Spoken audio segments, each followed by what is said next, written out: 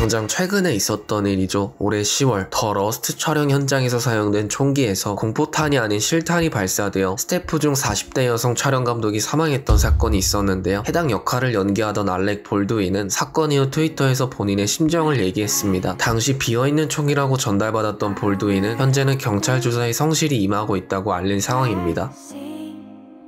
레지던트 이블 6 파멸의 날 촬영날, 진작에 촬영이 끝난 전투 장면이었지만 제작자들은 더 나은 연출을 위해 스턴트맨에게 더 과격한 액션을 요구하게 되었고, 재촬영에 응한 스턴트맨은 오토바이를 탄 채 대형 카메라를 향해 전속력으로 질주했지만 타이밍에 맞춰 움직이기로 한 카메라가 고장이라도 난 듯 그대로 멈춰 있었고, 결국 전속력으로 대형 지지대를 추돌해버리는 큰 사고가 발생하게 됩니다. 이 사고로 여성 스턴트맨은 왼팔이 절단되고 혼수 상태에 빠져버리게 되었는데요. 3주 후에 깨어난 그녀에게 척추 골절과 뇌출혈 증상이 남아있을 정도로 심각한 부상이었지만, 영화에서 일어난 부상들의 치료비를 전액 지원하겠다는 계약과는 다르게 해당 관계자들은 그녀의 치료비의 일부 금액인 3만 달러만을 쥐어주며 입을 닫았다고 하는데요. 제가 영어가 약해서 정확히 뭐 때문인지는 모르겠지만 현재 스턴트맨은 소송 중에 있다고 하는데요. 부디 결과가 잘 됐으면 좋겠네요.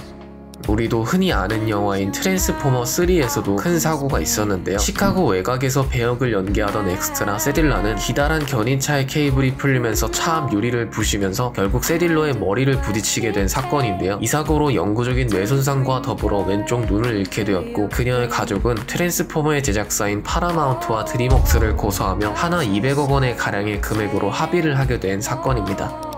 예수에게 가해지는 적나라한 고통들을 담아냈던 영화 패션 오브 크라이스트. 영화에서 보여지는 폭력과 고문 장면들은 정말 실제라고 느껴질 정도로 잔인해 보였지만, 저건 영화기 때문에 연출로 속임수를 쓰는 걸 거야 하고 안심할 수 있는데요. 하지만 실제 그의 촬영 상황은 고난의 연속이었다고 합니다. 당시 주연을 맡았던 제임스 카비젤은 촬영 동안 마귀로부터 살해 협박을 받았다고 고백하기도 했고, 채찍질을 막을 수 있도록 특수 의상을 입고 촬영을 했지만 사고로 채찍이 길게 뻗어나가며 등과 옆구리를 강타해 실제로 피를 쏟게 된 사고도 일어났으며, 가혹한 촬영 환경에서 얻은 저체온증과 무거운 십자가를 끌고 가다 어깨가 탈골되기도 했다며, 그로 인해 제임스는 내가 이 영화를 찍다가 죽으면 천국에 가게 될 것임을 확신했다 라고 말할 정도로 힘든 촬영이었다고 합니다.